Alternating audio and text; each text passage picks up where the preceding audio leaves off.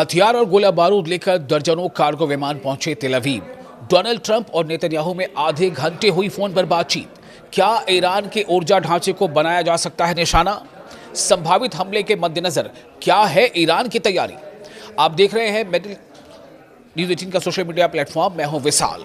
Middle east में एक बार फिर बड़े युद्ध की यानी जंग की आशंका तेज हो गई है। इस्राएली मीडिया रिपोर्ट्स और अमेरिकी सैन्य गतिविधियों ने संकेत दिए हैं कि अमेरिका और इस्राएल मिलकर ईरान के खिलाफ नए सैन्य हमले की तैयारी कर रहे हैं, फौजी हमले की तैयारी कर रहे हैं। इस्राएली फौज को हाई अलर्ट पर रखा गया है, जबकि जर्मनी में मौजूद अमेरिका के सैन्य ठिकाने या जो वहाँ पे बेसेस है अमेरिका की जर्मनी में, वहाँ से हथियार और गोला बारूद लेकर दर्जनों कार्गो विमान तेल अवीव पहुँच चुके हैं। कार्गो तैयारा जो है वो तेल अवीव पहुँच चुके हैं। इसराइल के सरकारी टीवी चैनल कान के मुताबिक अमेरिकी राष्ट्रपति डोनाल्ड ट्रंप और इसराइल के वज़ीर आज़म बेंजामिन नेतन्याहू के बीच इतवार को करीब आधे घंटे तक फोन पर बातचीत हुई है। इस दौरान दोनों नेताओं ने ईरान के खिलाफ संभावित नए सैन्य अभियान यानी मिलिट्री ऑपरेशन पर चर्चा की। रिपोर्ट में एक सीनियर सुरक्षा अधिकारी के हवाले से कहा गया है कि ये अगर अमेरिका ईरान पर दोबारा हमला करता है तो इसराइल भी पूरी ताकत से उसमें शामिल हो सकता है और ईरान के जो एनर्जी इंफ्रास्ट्रक्चर्स हैं उनको निशाना बनाया जा सकता है। इस्राएली चैनल 12 ने दावा किया है कि बातचीत ऐसे वक्त हुई है जब इस्राएली फौज को हाई अलर्ट पर रखा गया है और इसी मौके पर डोनाल्ड ट्रंप की और बेंजामिन नेतन्याहू की आपस से बात हुई है। इस बात को यहाँ बताना काबिल ज़िक्र होगा कि डोनाल्ड ट्रंप अभी हाल में चीन के दौरे पर गए थे। चीन के दौरे से लौटने के बाद ही तमाम तब्दीलियाँ सामने आ रही हैं। डोनाल्ड ट्रंप का बेंजामिन नेतन्याहू से तकरीबन आधे घंटे फ़ोन पर बातचीत करना और कई जो कार्गो तैयारी होते हैं उनसे अमेरिका के जर्मनी में जो बेसेस है वहाँ से गोला बारूद लेकर के इसराइल के तेल अवीव पहुँचना, तो खैर ये तमाम बातें जो है सामने आ रही हैं और फ़ौज को यानी इसराइली फ़ौज को किसी भी मुमकिन जवाबी हमले या इलाकाई जो यहाँ पर तनाव बना हुआ है उसके लिए तैयार रहने को कहा गया है। रिपोर्ट्स जो आ रही है उसके मुताबिक इसराइल चाहता है कि अमेरिका किसी भी मिलिट्री ऑपरेशन से पहले उसे यानी इसराइल को पूरी जानकारी दे। हालांकि अभी हमले की संभावित तारीख यानी मुमकिन कोई तारीख या वक्त अभी तय नहीं है, लेकिन ऐसा लग रहा है कि अमेरिका जो है या तो एक बार फिर वो दबाव बनाने की कोशिश कर रहा है या फिर वाकई अमेरिका इसराइल के साथ मिलकर एक बार फिर से ईरान पर हमला कर सकता है। एक्सपर्ट कह रहे हैं कि फिर जंग का दावा है, ऐसा लग रहा है। एक्सपर्ट का भी कहना है कि हो सकता है कि फिर से जंग का दावा किया जाए डोनाल्ड ट्रंप अगले 24 से 48 घंटों के भीतर। हालांकि ये इसको भी घंटों में बताना सही नहीं होगा क्योंकि इससे पहले कई बार हम देख चुके हैं कि 24 घंटे और 48 घंटे और 68 घंटे भारी। लेकिन हाँ, ये ज़रूर है कि डोनाल्ड ट्रंप जो लगातार जिस तरह से उनकी मशगूलियात हैं वो काफ़ी कुछ कह रही हैं, जो इशारे मिल रहे हैं वो काफ़ी कुछ बता रहे हैं। तो फिर भी ये आपको बताना ज़रूरी है कि हो सकता है कि अगले आने वाले 1-2 दिन में 3 दिन में ईरान के ख़िलाफ़ मिलिट्री ऑपरेशन फिर से अमेरिका शुरू कर सकता है। इसके पूरे जो है इशारे मिल रहे हैं।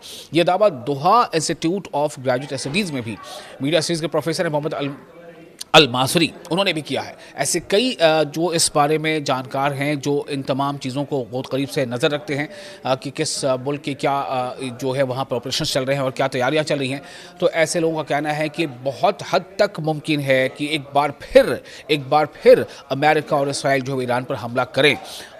इसमें और कुछ जानकारी सामने आई है जिसमें बातचीत में एक बहुत ही एक्सपर्ट कमेंटेटर है मिलिट्री ऑपरेशंस के, उन्होंने जिनका नाम है अल मासरी ने कहा है कि डोनाल्ड ट्रंप पर कई तरफ से दबाव है।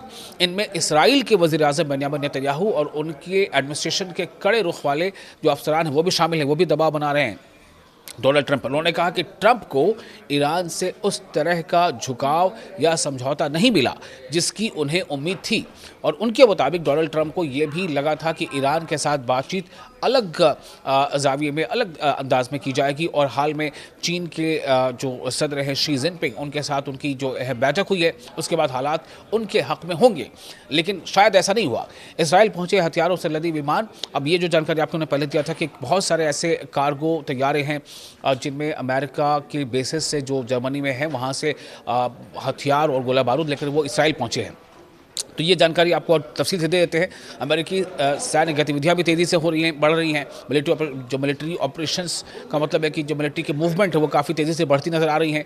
और इसराइल का ही एक और चैनल, इसका नाम है चैनल 13 इसराइली चैनल 13 के मुताबिक पिछले 24 घंटे में अमेरिकी कार्गो विमान बड़ी मात्रा में, बड़ी क्वांटिटी में हथियार और गोला बारूद लेकर इसराइल पहुंचे हैं। माना यह जा रहा है कि ये खेप ईरान के खिलाफ मुमकिना जंग की तैयारी का हिस्सा है। इस बीच जो खलीज के कई ममालिक हैं, खलीज का जो पूरा इलाका है उसमें भी अमेरिका और उसके जो माविन देश हैं, जो उसके अलाइज़ हैं कंट्रीज़, उन्होंने अपनी जो हिफाजती इंतज़ामात हैं या इक़दामात हैं उन्हें मजबूत कर दिया है। इसमें साथ ही साथ जो अमेरिकी जो युद्धपोत है जिसे हम कहते हैं बेड़ा, वो लड़ाकू विमान और Apache helicopter straight of Hormuz में ईरानी गतिविधियों पर नज़र, तमाम चीज़ें शामिल हैं।